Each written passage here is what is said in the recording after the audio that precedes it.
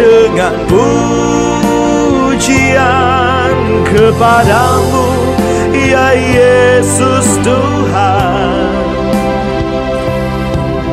Sepanjang hari ku beri penghormatan kepadamu, ya Allahku. Kaulah harapan kami Tuhan. Oh Tuhan, Kaulah pengharapanku. Ku percaya hanya kepadamu, oh Yesus. Allah perlindunganku, Engkau yang selalu ku puji. Katakan, Tuhan, Kaulah pengharapan. Tuhan, Kaulah pengharapanku. Ku percaya hanya kepadamu, Yesus. Allah perlindunganku, Engkau yang selalu ku puji.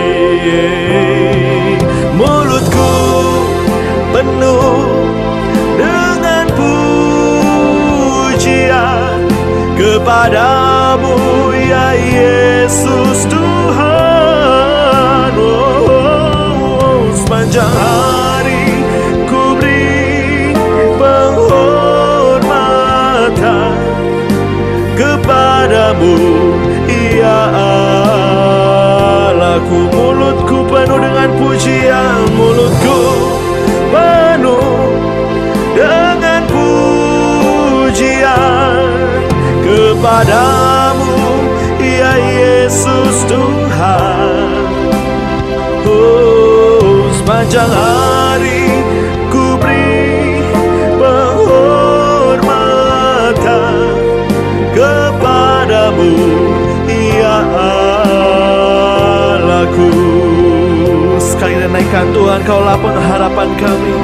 Oh Tuhan, Kaulah pengharapanku. Ku percaya hanya kepadamu, Yesus. Kaulah perlindunganku, Engkau yang selalu ku puji. Mulutku penuh dengan pujian kepadamu, ya Yesus Tuhan.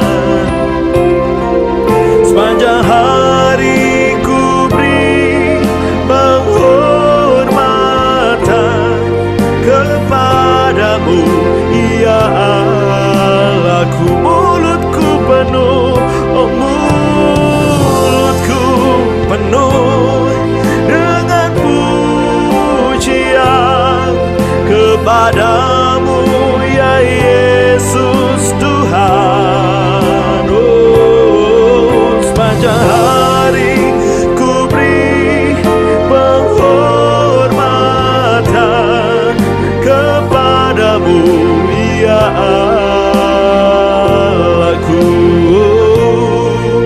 Kepadamu, ya Allahku. Kepadamu,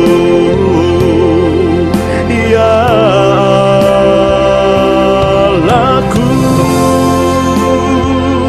Oh, segala puji, segala hormat hanya bagimu, Tuhan.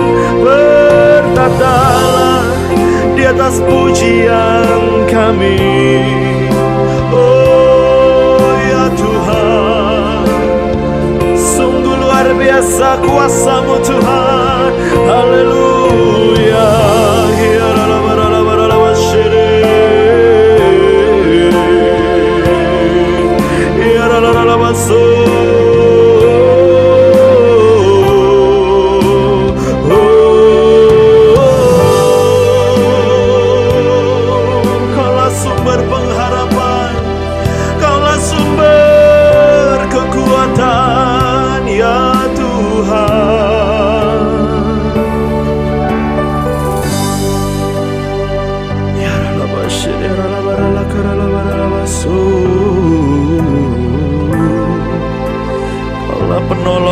kami ya Tuhan. Kau Tuhan, penolong dalam hidupku. Ku percaya hanya kepadamu. Kau pegang tanganku dan tuntun langkahku. Yesus, Kau perlindunganku. Kau Tuhan, kekuatan dalam hidupku, penolongku dalam kesesakan. Kau gunung batuku dan pertahananku.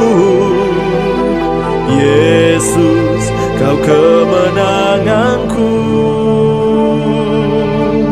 Yesus, padamu ku berseru.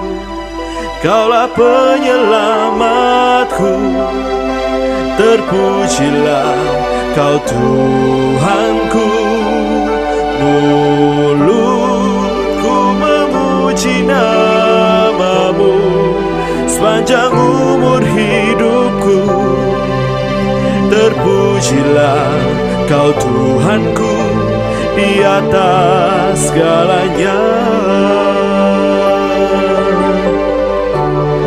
Kau Tuhan kekuatan, Kau Tuhan kekuatan dalam hidupku, penolongku dalam kesesakan. Kau gunung batuku dan pertahananku. Yesus, Kau kemenanganku. Yesus, padamu ku berseru. Kaulah penyelamatku. Terpujilah Kau Tuhanku. Mulutku memuji namamu sepanjang umur hidupku. Terpujilah Kau Tuhanku di atas segalanya. Kaulah sumber kuatku. Kaulah kehidupanku. Kaulah pertahananku. Ku percaya padamu.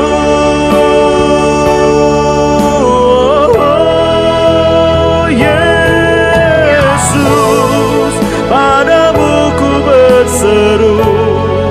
Kaulah penyelamatku. Terpujilah Kau Tuhanku. Mulutku memuji namamu sepanjang umur hidupku. Terpujilah Kau Tuhanku di atas segalanya. Mulutku memuji namamu sepanjang umur hidupku. Terpujilah Kau Tuhanku. Mulutku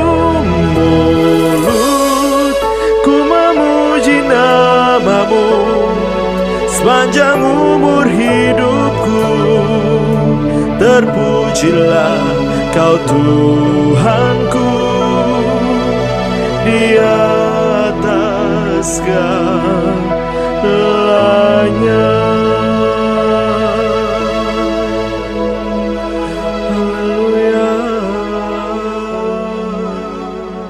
Mari kita berdoa. Terima kasih kepadamu Tuhan Yesus, pagi hari ini kami boleh memuliakan nama-Mu dan kami mendengarkan firman-Mu. Karena kami setiap hari mau mencari firman sebagai tuntunan di dalam kehidupan kami. Karena kami percaya firman itu adalah diri-Mu sendiri. Semakin kami mengetahui firman Tuhan, semakin kami mengenal Engkau. Terima kasih Tuhan, dan kami siap untuk mendengar. Dalam nama Tuhan Yesus, amin. Shalom semua jemaat Mesbah Doa Pagi. Kemarin pagi firman Tuhan berbicara tentang mengelola keuangan. Dan pagi hari ini firman-Nya berbicara tentang bayarlah hutangmu. Jangan tersinggung buat yang punya hutang. Punya hutang itu bukan aib, karena pengusaha-pengusaha besar pun semua punya hutang. Bahkan negara adidaya pun seperti Amerika juga punya hutang. Jadi itu biasa, tetapi yang menjadi aib adalah kalau kita punya hutang kemana-mana dan tidak pernah mau bayar. Nah, kita mau baca firman Tuhan di dalam Mazmur 37 ayat 21 itu berkata begini. Orang fasik meminjam dan tidak membayar kembali, tetapi orang benar adalah pengasih dan pemurah. Firman ini berkata orang yang meminjam dan tidak membayar kembali, maka dia itu adalah orang fasik. Apa sih orang fasik itu? Fasik dalam Alkitab berasal dari bahasa Ibrani, yaitu resa. Resa itu sendiri mempunyai banyak arti, yaitu evil atau orang jahat, suka berbuat kekerasan, suka berbuat kejahatan, dan dia tidak jujur dalam hubungannya dengan orang lain. Di dalam terjemahan International Bible Encyclopedia juga menjelaskan tentang orang fasik. Di dalam terjemahan ini orang fasik itu adalah orang yang mengabaikan keadilan, kebenaran, kehormatan. Dia jahat di dalam pikiran dan dalam kehidupan sehari-hari. Dia bejat dan dia suka dengan dosa. Singkatnya, orang fasik di dalam Alkitab itu adalah mereka yang memilih untuk berjalan di dalam kejahatan. Dia yang memang memilih untuk berjalan di dalam kejahatan daripada mengikuti kehendak Tuhan. Jadi sebenarnya dia tahu yang baik, dia bisa berbuat baik, dia tahu firman, tapi dia memilih untuk berjalan di dalam kejahatan. Itu orang fasik. Mereka mengabaikan perintah Tuhan, mereka mengabaikan firman Tuhan, mereka mengabaikan nilai-nilai kebenaran, padahal dia tahu. Dia lebih suka hidup di dalam dosa, serta mementingkan diri sendiri. Padahal buah dari dosa adalah kepentingan diri sendiri. Nah, orang yang meminjam tanpa membayar, Alkitab berkata itu orang fasik. Saudara, sebenarnya kita boleh nggak meminjam? Boleh. Yang tidak boleh itu berhutang. Apa bedanya? Saudara, kadang kita butuh pinjam sesuatu kepada seseorang apa yang kita tidak punya. Misalnya karena dalam keadaan darurat nih, lampu saya mati, tapi saya nggak punya tangga. Maka saya akan meminjam kepada orang lain tangga itu. Boleh nggak? Ya tentu saja boleh. Pada waktu saya sudah bawa di rumah, selama tangga itu belum saya kembalikan, itu menjadi hutang. Karena apa yang kita pinjam dan tidak kita kembalikan, itulah hutang. Makanya Alkitab mengajar bahwa hutang itu harus dibayar. Kenapa? Karena kita harus menjadi berkat dan tidak menjadi kutuk bagi orang lain. Jangan kita menjadi orang yang bikin masalah untuk kehidupan orang lain. Sama dengan uang, misalnya ada orang, keluarganya sakit, dia membutuhkan dana cepat, hanya supaya orang ini bisa ditangani oleh dokter dengan secepatnya. Boleh nggak pinjem? Boleh. Tetapi kalau kamu meminjam dan tidak pernah mengembalikan, itu adalah hutang. Jadi boleh meminjam. Kayak orang-orang boleh nggak pinjam uang di bank KPR? Itu meminjam, nggak apa-apa. Selama saudara membayar itu hanya sebagai pinjaman. Makanya dikatakan di bank itu sebagai uang pinjaman. Selama saudara terus membayar pinjaman saudara, saudara tidak berdosa, tidak masalah. Jadi intinya, meminjam itu boleh. Yang tidak boleh kalau saudara tidak membayar. Ada orang-orang yang terpaksa tidak membayar karena kadang-kadang ada hal yang terjadi di luar kendali kita. Tiba-tiba dia dipecat sehingga tidak bisa membayar. Kalau kita baca di dalam Matius 5 ayat 42 berkata begini, berilah kepada orang yang meminta kepadamu dan janganlah menolak orang yang mau meminjam daripadamu. Loh, ada orang meminjam kepada kita, kita berikan. Berarti meminjam itu boleh. Yang tidak boleh itu berhutang. Alkitab berkata begini, Di dalam Roma 13 ayat 8 berkata begini, "Janganlah kamu berhutang apa-apa kepada siapapun juga, tetapi hendaklah kamu saling mengasihi, sebab barang siapa mengasihi sesamanya manusia, ia sudah memenuhi hukum Taurat." Firman Tuhan di sini berkata jangan berhutang apa-apa. Apa perbedaan meminjam dan berhutang? Kalau meminjam, saudara tahu, saudara meminjam, mau pinjam uang, mau pinjam barang, mau pinjam apapun, tapi saudara memang mau mengembalikan. Tetapi berhutang itu kalau saudara itu meminjam sesuatu, tapi memang saudara sudah tidak ada rencana untuk mengembalikan. Makanya Alkitab berkata jangan berhutang apa-apa, yang artinya kalau kamu meminjam sesuatu, kamu harus kembalikan apapun itu. Pada waktu kamu tidak mengembalikan, itu namanya kamu berhutang. Jadi, pinjam boleh. Yang nggak boleh kalau kamu tidak bayar, karena itu namanya berhutang. Itu sebabnya orang berdosa disebut sebagai orang yang berhutang. Tuhan Yesus yang melunaskan hutang. Kenapa? Karena mereka berbuat dosa dan dia tidak bisa membayarnya. Kenapa orang sampai terlilit hutang? Yang pertama karena memang dia tidak punya apa-apa. Yang kedua, karena tidak bisa mengelola keuangan.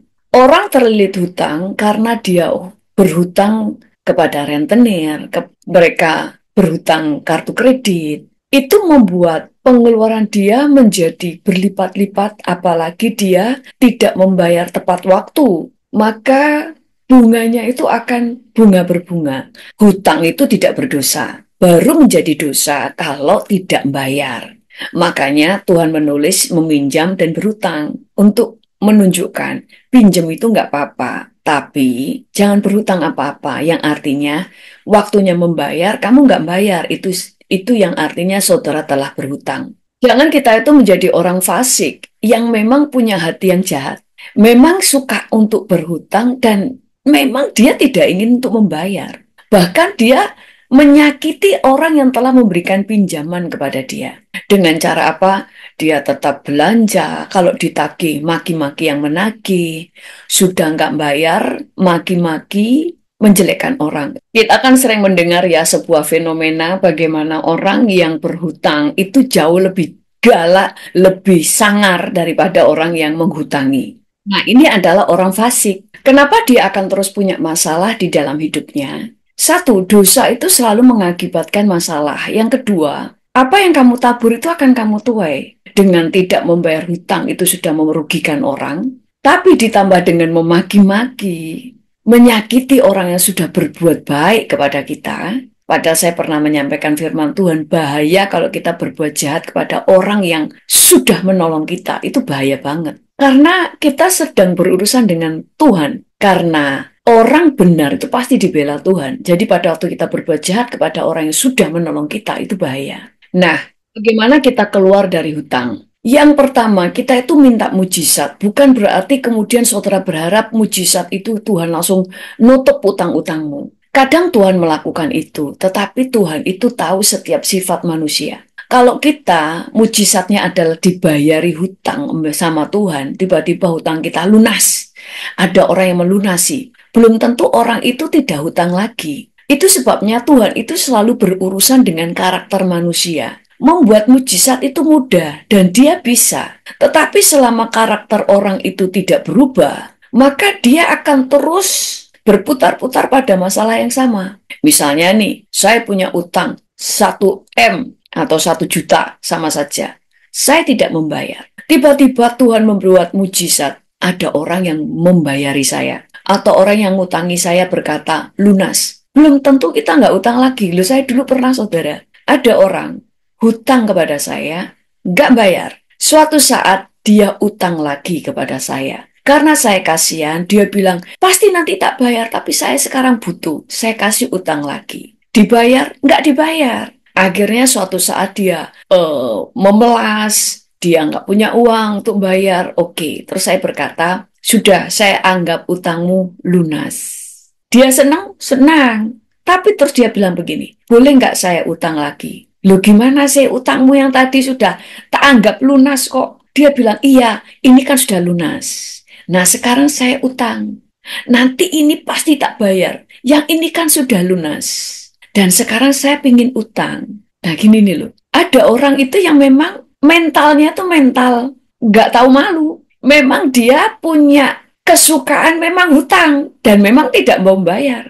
Lah orang ini sudah hutang 2 kali dengan utang yang besar. Ya bagi saya besar waktu itu. Tapi karena dia nggak bisa membayar, saya kasihan ya. Masih sering datang ke rumah saya. Karena saya kasihan dengan dia, ya udahlah. Saya bilang udahlah nggak usah mikirin, tak anggap lunas, udah nggak usah dibayar supaya dia bahagia. Ternyata memang dia bahagia, tetapi kemudian dia minta hutang lagi. Sambil berkali-kali berkata, yang tadi kan sudah lunas, berarti kan utangku udah lunas toh. Aku kan nggak punya utang. Nah sekarang aku mau utang lagi. Nah orang kayak gini, harusnya diapain? Nah, jadi kita mulai mengerti bahwa kenapa seringkali Tuhan itu tidak memberikan mujizat, hutangnya dibayar, dibuat lunas sama Tuhan. Karena Tuhan berurusan dengan karakter. Orang fasik itu harus dihajar supaya tobat, bukan diberi mujizat. Karena orang fasik itu adalah orang yang tahu kebenaran, tapi dia lebih suka untuk melakukan pemberontakan. Dia memang tidak mau melakukan yang benar. Rencana Tuhan di dalam hidup kita itu menjadi berkat kok. Apakah Tuhan bisa memulihkan keadaan uang kita? Bisa. Tapi kita juga harus berubah. Yang pertama, kita itu harus menjadi pengelola uang yang baik. Dan kalau saudara berkata, lah yang tak kelola apa memang gak ada uangnya? Ya cari uang. Saudara harus buat usaha. Saudara harus berusaha untuk mendapatkan uang dengan kerjaan tambahan, dengan menjual makanan, dengan menjual jasa. Tuhan itu sudah memberikan jaminan bahwa kita akan berhasil untuk segala sesuatu yang kita lakukan. Dulu ada seorang pasang suami istri. Dia sederhana dan dia membuka percetakan. Awal-awal mereka membuka percetakan, itu dia hanya punya pegawai 2. Dan kemudian karena itu masih merintis, dalam 2 tahun, pertama kali mereka merintis, mereka hanya makan nasi dan kerupuk, saudara. Selama 2 tahun, dia punya anak 1. Sampai akhirnya karena istrinya sudah nggak tahan cuma makan nasi putih dan kerupuk, sama suaminya dibawa pulang ke mertuanya, supaya paling tidak istrinya bisa makan enak lah ke orang tuanya. Dan orang ini berjanji untuk bisa berhasil. Dan dia terus bekerja dengan luar biasa, sehingga percetakannya mulai berkembang karena orang percaya dengan dia. Waktu mulai usahanya berkembang, mereka nggak langsung beli rumah, beli tas branded, enggak. Waktu berkembang, uangnya dia pakai untuk buka percetakan yang baru. Tapi mereka sudah mulai makan enak, walaupun nggak sampai makanan mewah. Tapi mereka mulai makan ada lauknya. Dan mereka terus akhirnya berkembang sampai punya 5 percetakan. Saya ingat waktu itu. Itu sampai dia membuka, dia dulu ada di kota Malang, kemudian membuka 1 di Jakarta, kemudian di kota-kota besar di Surabaya, bahkan ada di luar negeri. Berkembang. Setelah berkembang, baru mereka bisa menikmati hidup. Jadi, kenapa mereka berhasil? Mereka tahu mengelola uang. Mereka berusaha untuk tidak berhutang. Kalau toh berhutang, itu hanya untuk menambah modal, dan mereka yakin bisa membayar. Kalau suatu waktu orang ini butuh modal untuk membuka usaha lagi dan meminjam, apakah orang bisa percaya? Percaya. Selain dia membayar hutangnya, tetapi dia juga memberikan bonus kepada orang yang memberikan hutang kepada dia. Misalnya dia tidak hutang kepada bank. Sehingga orang dengan rela meminjamkan uangnya kepada orang ini. Karena selain dia bisa menolong, orang itu bisa mengembalikan dan orang itu memberikan bunga sebagai kompensasi. Karena uang yang dia pinjam dipakai untuk usaha. Saudara, kita berhasil atau tidak, itu pilihan. Bagaimana kita bertanggung jawab di dalam kehidupan kita. Itu sebabnya jangan kita suka berhutang dengan kartu kredit, kepada lintah darat. Karena saudara akan terlilit hutang dan tidak bisa keluar dari sana. Kecuali saudara benar-benar mengejar bagaimana menutup hutang lebih dahulu. Itu sebabnya pada waktu Elisa membuat mujizat di rumah seorang janda nabi yang punya hutang, Elisa membuat mujizat dari minyak sedikit yang dimiliki oleh janda nabi ini. Waktu dituang, semuanya sudah tahu kan, waktu dituang ke dalam buli-buli, itu terus mengalir sampai buli-bulinya habis. Apa yang Elisa katakan? Bayarlah hutangmu. Itu dulu yang dia suruh bayarlah hutangmu. Elisa tidak dulu berbicara, beri ke sini, beri ke situ. Enggak, bayar hutangmu dulu. Sisanya baru untuk memberi, untuk makan, untuk mulai dikelola, untuk mulai investasi. Itu nanti. Yang pertama, bayar dulu hutangmu. Hidup kita juga begitu. Utamakan membayar hutang lebih dahulu. Tetapi kalau Tuhan suruh saudara untuk memberi, beri. Karena ada banyak kesaksian. Orang-orang yang terlilit hutang, waktu mendapatkan berkat untuk bayar hutang, malah Tuhan suruh untuk memberi kepada orang yang membutuhkan. Justru Tuhan akhirnya membayar hutang dia. Karena Alkitab berkata, siapa yang murah hati, diberi kemurahan. Orang yang murah hati itu mudah untuk mendapatkan mujizat, mudah untuk mendapatkan pertolongan. Karena orang murah hati memperoleh banyak kemurahan. Mulai sekarang, buatlah perencanaan keuangan yang baik. Tulis setiap pemasukan dan pengeluaran sehingga saudara tahu mana yang harus dipangkas. Pemborosan-pemborosan yang harus dipangkas. Utamakan membuat keuangan kita sehat lebih dahulu. Sambil terus berdoa, Tuhan itu pasti memberikan jalan keluar. Pada waktu kita memang punya kerinduan bayar hutang, Tuhan itu pasti membuat jalan keluar. Dari firman Tuhan ini satu, kita dipanggil menjadi berkat. Jangan menjadi orang fasik. Saudara boleh pinjam, tapi harus dikembalikan. Nah, kalau sekarang saudara ada yang punya utang, kembalikan utangmu. Izinkan Tuhan memulihkan keadaan keuangan. Karena kita mau menjadi berkat. Pada waktu kita selalu ingin menjadi berkat, Tuhan itu akan membuka jalan bagi kita. Karena visi menjadi berkat itu kan visinya Tuhan. Waktu kita ingin menggenapi visi Tuhan untuk menjadi berkat, nggak mungkin Tuhan tidak buka jalan. Amin. Tulis di chat, pinjam boleh, berhutang jangan. Yang kedua, pinjam uang itu nggak berdosa. Yang berdosa kalau nggak membayar. Yang ketiga, jangan jadi orang fasik, tapi jadilah berkat. Yang keempat, kalau kita ingin menjadi berkat, Tuhan pasti membuka jalan. Mari kita berdoa. Tuhan, kami mengucap syukur kepadamu. Engkau luar biasa, Engkau ajaib dalam kehidupan kami. Pada saat ini Tuhan, kami mau menjadi berkat, kami tidak mau menjadi orang fasik. Karena kami ingin keuangan kami dipulihkan. Kami ingin usaha-usaha kami dipulihkan. Karena kami mau menjadi berkat bagi banyak orang. Ada banyak orang di sekitar kami yang tidak bisa makan. Tolong kami supaya kami dapat menjadi berkat buat mereka semuanya.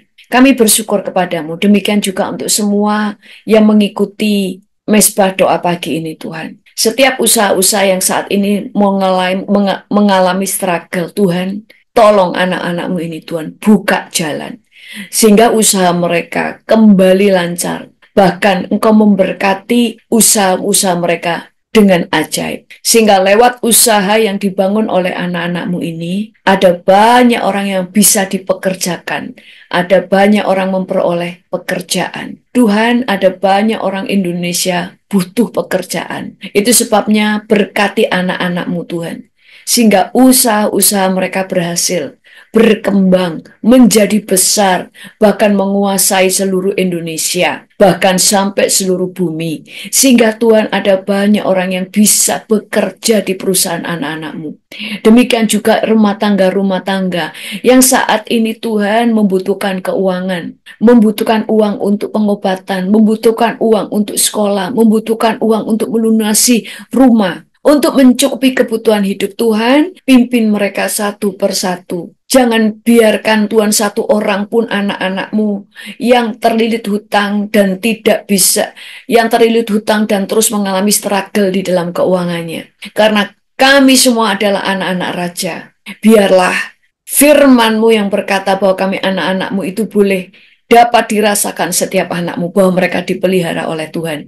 Kalau ada yang tidak bisa mengelola keuangan, Tuhan ajar dan didik anak-anakmu sehingga mereka bisa mengelola keuangan dengan baik. Dan kalau ada hati yang fasik, Tuhan, Engkau Tuhan yang memberikan, Tuhan mencabut setiap hati yang fasik. Tuhan, kalau ada hati yang fasik di antara anak-anak-Mu, biarlah Tuhan Engkau yang mencabut itu dari hati mereka di dalam nama Yesus. Basuh mereka dengan kuasa darah-Mu, sehingga mereka punya hati yang benar. Karena orang benar tidak mungkin ditinggalkan, orang benar tidak mungkin tidak diberkati. Kami mengucap syukur kepadamu Tuhan, terpujilah nama-Mu. Biarlah setiap anak-anak-Mu melihat mujizat. Dalam nama Tuhan Yesus, haleluya. Amin. Ku percaya padamu,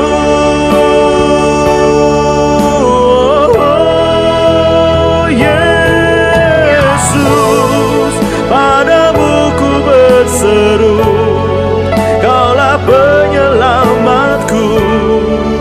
Terpujilah Kau Tuhanku,